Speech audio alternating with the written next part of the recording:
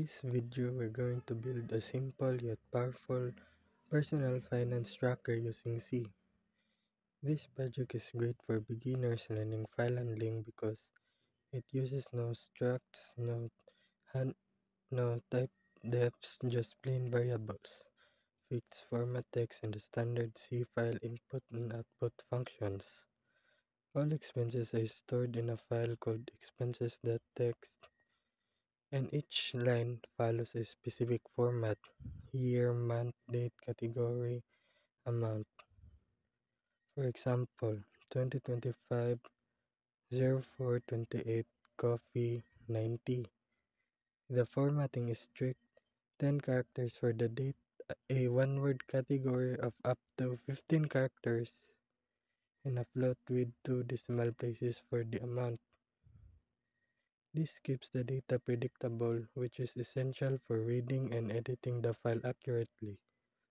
The program starts with a simple menu that runs in a loop, letting the user choose from 6 options: add a new expense, list all expenses, get the daily total, generate a category report, edit an amount, or quit. Each option triggers a function that demonstrates a different file handling technique. When adding a new expense, the program opens the file in append mode and writes the new entry using fprintf. Listing all expenses opens the file in read mode and loops through it using fscanf while calculating a grand total. To calculate the total for a specific day, the program asks the user for a date, rereads the file from the start, and sums only the entries where the date matches.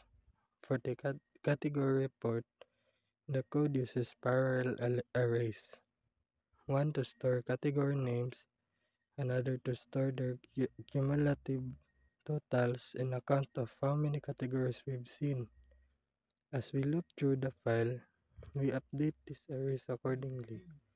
Once the data is ready, we open a new file called category report.txt in write mode and output each category along with its total using fprintf. The most advanced feature is editing an amount in place. This is where ftel and fseek come into play. As we read each line, we use ftel to record the position of the start of the line.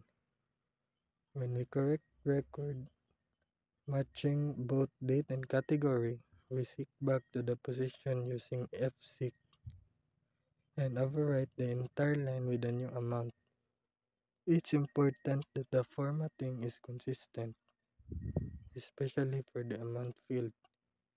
That's why we always format the output with fixed widths like modulo 10s, modulo 15s, modulo 8.2 fn, so that when we overwrite a line, we don't corrupt the file layout.